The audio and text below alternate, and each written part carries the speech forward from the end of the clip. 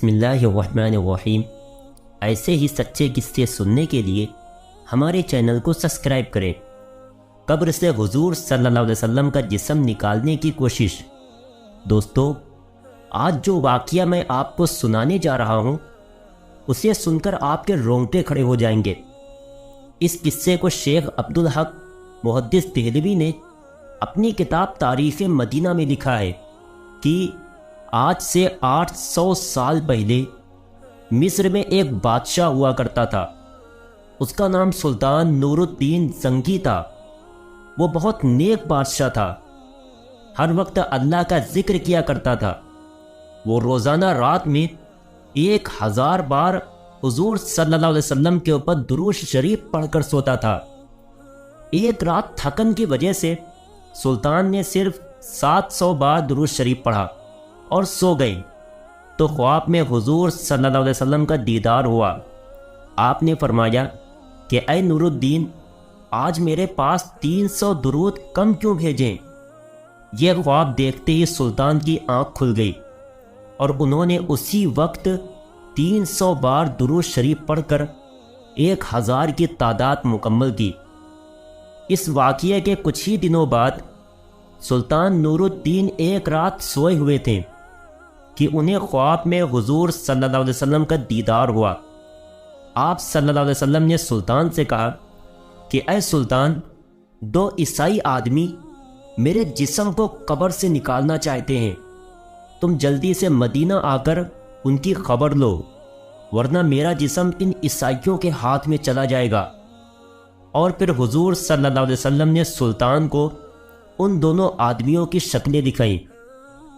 اسی وقت سلطان کی آنکھ کھل گئی تو وہ بے چین ہو اٹھے کہ آخر یہ کیسا خواب تھا اور حضور صلی اللہ علیہ وسلم مجھ سے کیا کہنا چاہتے تھے۔ بستر سے اٹھے اور وضو کر کے 2 رکعت نماز پڑھی اور پھر لیٹ گئیں۔ آنکھ لگ گئی اور پھر خواب میں حضور صلی اللہ علیہ وسلم کا دیدار ہوا۔ آپ فرما رہے تھے کہ سلطان، تم کیوں سو گئے؟ میری بات پر دھیان دو، جلدی سے مدینہ آؤ اور مجھے ان دونوں عیسائی کتوں سے بچاؤ جو میرا جسم نکالنا چاہتے ہیں۔ سلطان پھر گھبرا کر اٹھ بیٹھے۔ اس بار بھی سلطان نے جا کر وضو کیا اور 2 رکعت نماز پڑھی۔ ان کی آنکھ پھر سے لگ گئی اور وہ سو گئے۔ خواب میں انہیں پھر سے حضور صلی اللہ علیہ وسلم کا دیدار ہوا۔ آپ صلی اللہ علیہ وسلم نے تھوڑا سختی سے فرمایا کہ اے سلطان، جلدی سے مدینہ آؤ اور مجھے ان عیسائیوں سے بچاؤ۔ سلطان گھبرا کر اٹھ بیٹھے اور رات ہی میں اپنی ساری فوج کو جمع کیا اور کہنے لگے کہ کچھ نہ کچھ معاملہ ضرور ہے۔ حضور صلی اللہ علیہ وسلم کے جسم مبارک کو کوئی خطرہ ہے، اسی لیے مجھے خواب میں بار بار حضور صلی اللہ علیہ وسلم کا دیدار ہو رہا ہے اور آپ فرما رہے ہیں کہ مدینہ آ کر مجھے ان عیسائیوں سے بچاؤ۔ سلطان نے اپنا لشکر تیار کیا اور رات ہی میں ایک بڑی فوج کے ساتھ مدینہ کی طرف روانہ ہو گئے۔ 2 دنوں کے سفر کے بعد وہ مدینہ پہنچے۔ سلطان کے وزیر جمال الدین نے کہا کہ اے سلطان، اگر آپ سیدھے لوگوں سے یہ پوچھیں گے کہ کون حضور صلی اللہ علیہ وسلم کا جسم مبارک نکالنے کی کوشش کر رہا ہے تو شاید وہ دونوں عیسائی چوکنا ہو جائے اور ہمارے ہاتھ نہ لگیں۔ اس لیے آپ ایک کام کریں کہ تمام مدینہ والوں میں انعام تقسیم کرنے کا اعلان کر دیں اور پھر ایک جگہ پر بیٹھ کر آپ ہر انعام لینے والے کی شکل دیکھیں۔ اس طرح آپ ان دونوں عیسائیوں کو آسانی سے پہچان لیں گے اور ہمیں انہیں پکڑنا آسان ہوگا۔ سلطان نے کہا ٹھیک ہے، اس کا انتظام کیا جائے۔ اور پھر صبح ہوتے ہی پورے مدینہ میں اعلان کر دیا گیا کہ سلطان نور الدین کی طرف سے تمام مدینہ والوں کو انعام بانٹے جائیں گے۔ انعام تقسیم کے وقت سلطان ایک کرسی پر بیٹھ گئے اور وزیر جمال الدین لوگوں کو ایک ایک کر کے انعام دینے لگے۔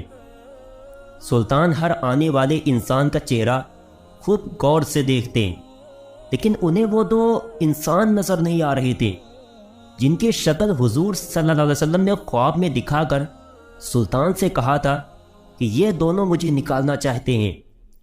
دوپہر کا وقت ہو گیا، سارے انعام بڑھ گئے لیکن ان دو عیسائیوں کا کوئی سراغ نہ ملا۔ سلطان نے مدینہ والوں سے پوچھا کہ تم میں سے کوئی بچا تو نہیں ہے؟ لوگوں نے کہا نہیں سلطان، سارے لوگ انعام پا چکے ہیں، اب مدینہ میں کوئی انعام پانے سے نہیں بچا۔ سلطان نے کہا نہیں، ابھی 2 لوگ بچے ہیں، وہ میرے پاس حاضر نہیں ہوئے ہیں۔ تو لوگوں کی بھیڑ میں سے ایک آدمی نے آگے بڑھ کر کہا کہ ہاں سلطان، آپ ٹھیک کہہ رہے ہیں، ہمارے محلے میں 2 اللہ کے بڑے نیک بندے ہیں، وہ اپنے گھر سے باہر نہیں نکلتے ہیں، نہ کسی سے کوئی مطلب رکھتے ہیں، صرف نماز پڑھنے کے لیے مسجد نبوی میں آتے ہیں اور پھر اپنے گھر میں ہر وقت اللہ کی تسبیح پڑھا کرتے ہیں۔ وہ دونوں بڑے نیک آدمی ہیں، ہم لوگوں کی بہت مدد کرتے ہیں اور خوب صدقہ خیرات دیتے ہیں، وہ انعام لینے نہیں آئے ہیں۔ سلطان نے کہا کہ میں ان سے ملنا چاہتا ہوں۔ لوگوں نے کہا سلطان، آپ ان سے مل کر کیا کریں گے؟ وہ دونوں تو بیچارے دنیا سے الگ تھلگ اپنی عبادتوں میں لگے رہتے ہیں، دنیا داری سے انہیں کوئی مطلب ہی نہیں۔ سلطان نے کہا کہ مجھے ان دونوں پر شک ہے کہ وہ دونوں تم سبھی کو دھوکہ دے رہے ہیں اور نیک بننے کا صرف ناٹک کر رہے ہیں اور تمہاری آنکھوں میں دھول جھونک رہے ہیں۔ لوگوں نے کہا سلطان، ہمارے نیک لوگوں کے بارے میں ایسی باتیں نہ کریں، وہ بہت اچھے لوگ ہیں، ہم ان کے خلاف کوئی گستاخی برداشت نہیں کریں گے۔ سلطان نور الدین نے جب دیکھا کہ لوگ مخالفت پر آ سکتے ہیں تو انہوں نے مدینہ کے حاکم کو اپنے پاس بلایا اور انہیں ساری باتیں بتا دیں کہ خواب میں مجھے حضور صلی اللہ علیہ وسلم نے ایسی ایسی باتیں بتائی ہیں، اس لیے میں ان دونوں آدمیوں سے ملنا چاہتا ہوں۔ حاکم نے کہا کہ سلطان، تم پریشان نہ ہو، میں اس کا انتظام کرواتا ہوں، اور جو بھی مخالفت کرنے کے لیے سامنے آئے گا اسے کڑی سے کڑی سزا دی جائے گی۔ اور پھر سلطان نور الدین مدینہ کے حاکم کے ساتھ ان دونوں آدمیوں کے گھر پہنچے۔ سلطان نے جیسے ہی ان دونوں آدمیوں کی شکلیں دیکھیں تو وہ انہیں پہچان گئے، کیونکہ یہ دونوں وہی انسان تھے جن کی شکلیں حضور صلی اللہ علیہ وسلم نے خواب میں سلطان کو دکھائی تھی اور فرمایا تھا کہ یہ دونوں میری قبر سے میرے جسم کو نکالنا چاہتے ہیں۔ سلطان نے ان دونوں سے ساری باتیں پوچھیں تو انہوں نے صاف انکار کر دیا کہ ہم تو حضور صلی اللہ علیہ وسلم سے بہت زیادہ محبت کرتے ہیں، اسی لیے تو ہم اپنا شہر چھوڑ کر مدینہ میں آ کر رہنے لگے ہیں، ہم ایسا گندا کام کیوں کریں گے؟ سلطان نے کہا تم سچ سچ بتا دو ورنہ میں تمہیں بہت سخت سزا دوں گا۔ ان لوگوں نے کہا کہ اے سلطان، ہم بالکل بے قصور ہیں، تمہیں جو کرنا ہے کر سکتے ہو۔ پھر سلطان نے فوجیوں کو حکم دیا کہ ان کے گھر کا کونا کونا چھان مارو اور ہر چیز ہٹا کر دیکھو کہ کیا کہیں سرنگ کا نشان ملتا ہے۔ فوجیوں نے پورا گھر چھان مارا لیکن کہیں سراغ نہ ملا۔ سلطان نے خود اندر جا کر ایک ایک چیز ہٹا کر دیکھی لیکن کہیں کچھ نشان نہ ملا۔ اب تو لوگوں نے بھی کہنا شروع کر دیا کہ اے سلطان، یہ تمہاری غلط فہمی ہے، تم ہمارے اللہ والوں کو کیوں پریشان کر رہے ہو؟ مدینہ کے حاکم نے بھی سلطان سے چپکے سے کہا کہ سلطان، مجھے بھی یہی لگتا ہے کہ آپ سے کوئی غلط فہمی ہو گئی ہے، بہتر ہوگا کہ آپ ان دونوں آدمیوں کو چھوڑ دیں ورنہ لوگوں کی مخالفت بڑھ سکتی ہے۔ سلطان بہت زیادہ پریشان ہو گئے۔ اس کمرے میں ایک مصلی بچھا ہوا تھا۔ سلطان نے مصلی پر کھڑے ہو کر اللہ سے فریاد کی اور سجدے میں سر رکھ کر رونے لگے اور اللہ سے مدد مانگنے لگے کہ اے میرے اللہ، میں ایک انسان ہوں، میرے اندر جتنی طاقت تھی میں نے اتنی کوشش کر لی، لیکن آپ کے پیارے نبی نے فرمایا تھا کہ یہی دونوں دھوکے باز انسان آپ صلی اللہ علیہ وسلم کا جسم نکالنا چاہتے ہیں، لیکن یا اللہ مجھے کوئی سراغ نہیں مل رہا ہے، آپ میری رہنمائی فرمائے۔ سلطان رو رو کر اللہ سے دعا کر رہے تھے اور مدد مانگ رہے تھے کہ تبھی اللہ کے طرف سے سلطان کے دل میں یہ بات ڈالی گئی کہ اے سلطان، تم نے ان دونوں کے کمرے میں ہر چیز ہٹا کر دیکھ لی ہے، ہر طرح سے تلاشی لے لی ہے، ذرا یہ مصلی بھی ہٹا کر دیکھو جس پر بیٹھے تم مجھ سے دعا مانگ رہے ہو۔ سلطان تیزی سے اٹھے اور مصلی ہٹا کر دیکھا تو نیچے لکڑی کا ایک پٹرا بچھا ہوا تھا۔ سلطان نے فوجیوں کو حکم دیا کہ یہ پٹرا ہٹاؤ۔